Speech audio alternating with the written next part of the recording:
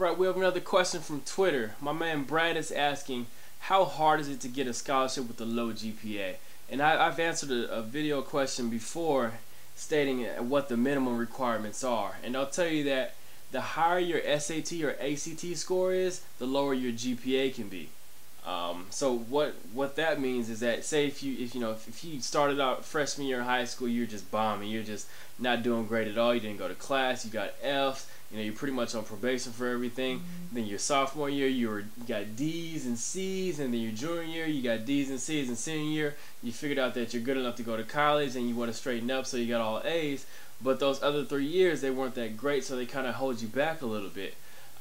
If you have a low GPA, study your face off for the ACT, SAT test. If you get a great score on that, it pretty much just wipes out everything you did in high school, which is great.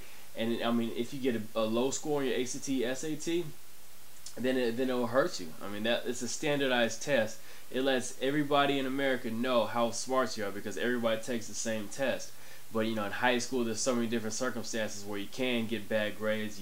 You might have went through a different situation with family, friends, or at your school, or something might have been weird to where you didn't do great scholastically.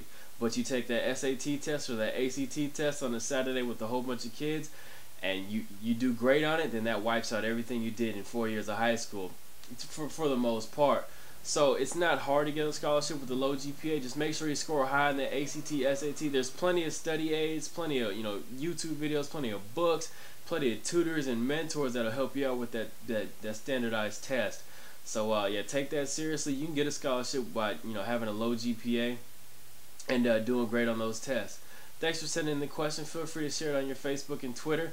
Click subscribe. That lets me know that I'm helping you out. And wherever you're going next year, get that scholarship, score high in that ACT, SAT test, and I'm pulling for you. Thanks.